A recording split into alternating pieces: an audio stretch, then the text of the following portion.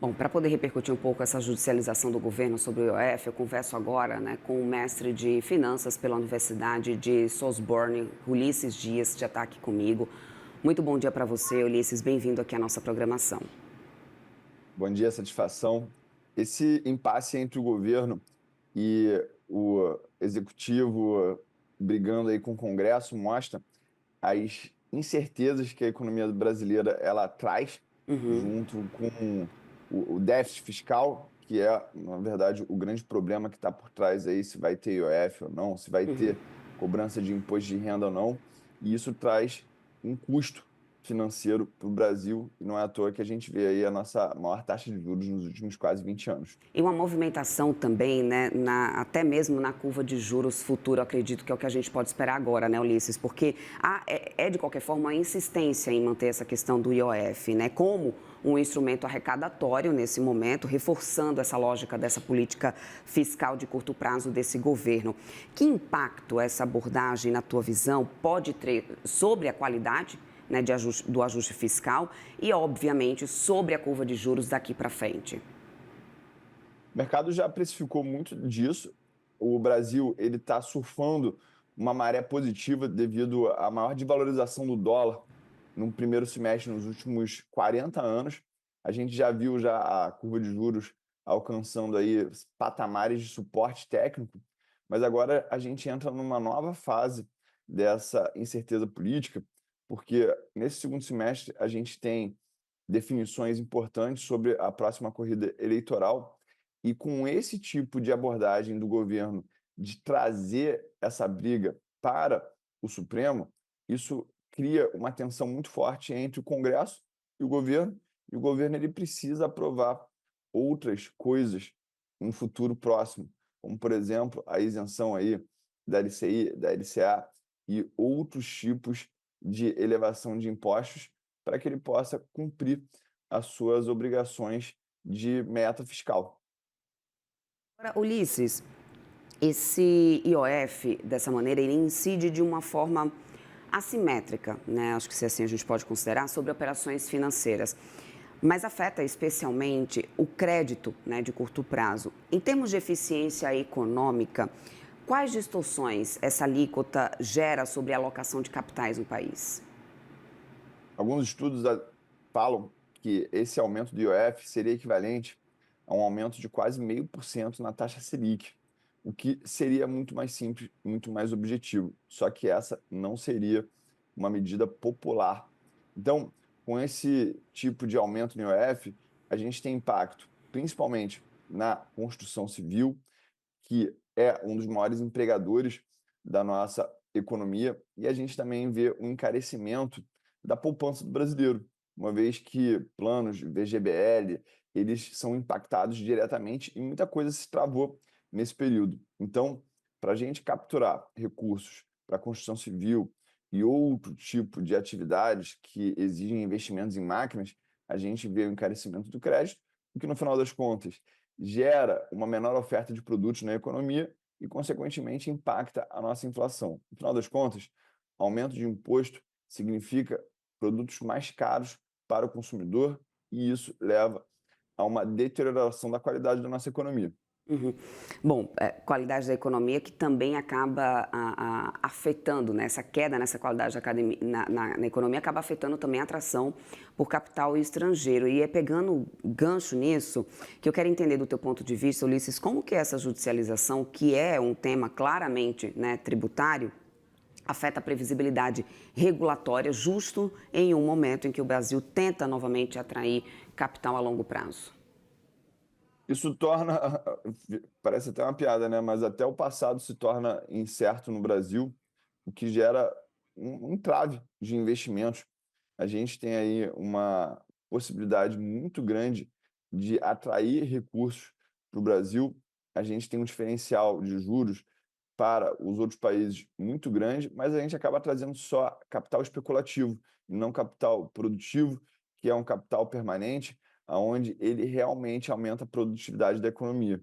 No final das contas, a gente precisa trabalhar na produtividade da economia brasileira, seja com desburocratização, seja com diminuição do custo de crédito e também incentivo a investimentos. Bom, empresas, obviamente, né, dependem muito de capital de giro, isso aí a gente já tem nos nossos setores aqui do Brasil, varejistas, indústrias exportadores, muitas que são dependentes de capital de giro para isso, né? E elas podem ser particularmente afetadas com essa questão dessa indefinição sobre essa alíquota do IOF. Há um risco, na sua visão, de retração no crédito produtivo em função agora dessa disputa? Com certeza, e isso impacta principalmente as empresas ligadas ao mercado interno, porque empresas de grande porte, como Petrobras, Vale, por exemplo, elas podem usar o mercado externo para captar recursos e, de alguma forma, driblar esses entraves criados pelo próprio governo. Mas as empresas do mercado interno, que são as empresas que geram empregos, que fazem a economia das pequenas cidades girar de maneira mais intensa, essas são afetadas de maneira central por esse tipo de política que é muito perversa. Há alguma forma de driblar isso, Ulisses, na tua visão? O que essas empresas devem passar a fazer para poder tentar lidar com essa situação nesse momento? Quais podem ser as consequências, né, os próximos passos? Tem espaço para conseguir driblar isso ou não? O espaço seria a empresa ela usar o financiamento próprio, né, lucros que ela realmente tem para financiar a produção.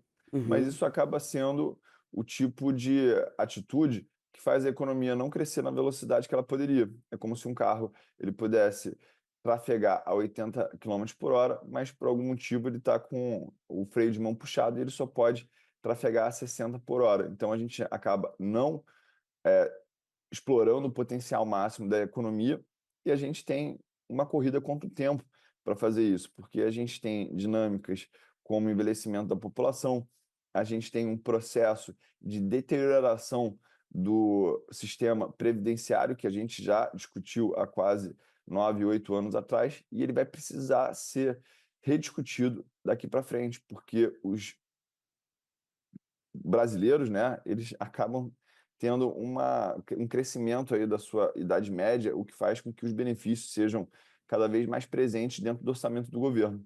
Uhum. E como que esse embate, né, entre a arrecadação e competitividade acaba impactando também o custo, a sustentabilidade da dívida pública? Isso, eu te pergunto isso, Ulisses, porque já há um debate muito grande sobre essa trajetória e também sobre o risco, né, do custo do financiamento do governo, ao mesmo tempo em que a gente tem também o governo tentando manter um aumento de arrecadação, né? Então, diante desse embate, né, entre arrecadação e competitividade, como que isso impacta essa percepção de sustentabilidade da dívida pública? Isso é péssimo, porque o Brasil agora, com uma dívida pública de 7,6 trilhões de reais, ele está pagando quase 1 trilhão de reais em juros por ano. E isso faz com que a gente aumente ainda mais o nosso déficit de contas simplesmente por pagar mais juros. E isso desincentiva o crescimento da economia. Então, a gente está caminhando para uma trajetória de relação de dívida PIB de quase 100%. E isso deteriora ainda mais o perfil de crédito do Brasil quando os credores eles olham para essa relação de dívida PIB cada vez mais alta, o que que eles fazem? Eles exigem mais juros para emprestar dinheiro para o Brasil, o que faz com que a gente entre num ciclo vicioso de aumento da taxa de financiamento, tanto para empresas, mas também para as pessoas. E isso significa que as pessoas não vão conseguir comprar casa própria, não vão conseguir trocar os seus carros, não vão conseguir refinanciar o seu endividamento de uma maneira mais barata, e isso pode criar uma bola de neve muito negativa, tanto para empresas quanto para o cidadão. Além dessa bola de neve em relação à dívida, né, seja a dívida pública do governo, até mesmo, né, das dificuldades que o brasileiro pode ter daqui para frente com dívida, crédito, financiamento, há também um potencial crescente na questão da judicialização, né, porque diante dessa incerteza agora tributária, e com a medida tendo sido executada por algum período, essa incerteza jurídica agora também alimentam a possibilidade de maior judicialização. o que também não seria a primeira vez que isso aconteceria por parte dos setores. Já do lado do governo, também não é a primeira vez que a gente vê um processo de judicialização em algum tema de interesse realmente do governo. A gente teve outros projetos já passando por esse tipo de situação, o PES, por aí vai, outras situações. E eu quero entender se, do seu ponto de vista, você vê algum risco de institucionalização dessas incertezas cada vez mais agora, dependendo de judicialização, para poder se definir, né, qualquer situação do país, deixando então o que deveria ser decidido pelo Congresso, efetivamente pelo Congresso, pelo Executivo, definitivamente pelo Executivo, né? Como que você avalia esse risco, né, desse aumento de potenciais judicialização e distorções das definições, né, de cada poder nesse momento? Esse risco é muito alto, mas eu acredito que o Congresso ele já está se posicionando para uma transição de governo, porque a popularidade do governo Lula está nas mínimas e muita gente no Congresso quer se desconectar, quer já se posicionar contra todas essas medidas. A gente parece que está retrocedendo 25, 30 anos no discurso eleitoral, porque existe hoje em dia uma discussão presente que é sobre ricos versus pobres, quem mora em cobertura, e isso claramente é um discurso populista por parte do governo para querer transferir a responsabilidade que é dele de enxugar as contas públicas, de ser mais produtivo, de não gastar com besteira, ao invés de transferir esse problema para a população e ficar nesse jogo de narrativa aí, pobres contra ricos. Perfeito, Ulisses. Quero muito agradecer tua participação aqui conosco. Conversei com o mestre de finanças pela Universidade de Sorbonne, Ulisses Dias. Sempre bem-vindo por aqui, meu querido. Até uma próxima, um ótimo dia, uma ótima quarta-feira aí para você. Parabéns pelo tema muito relevante. É muito importante que a gente, como sociedade, discuta o rumo da economia e vocês fizeram um ótimo trabalho. Obrigada, meu querido. Até uma próxima. Tchau, tchau.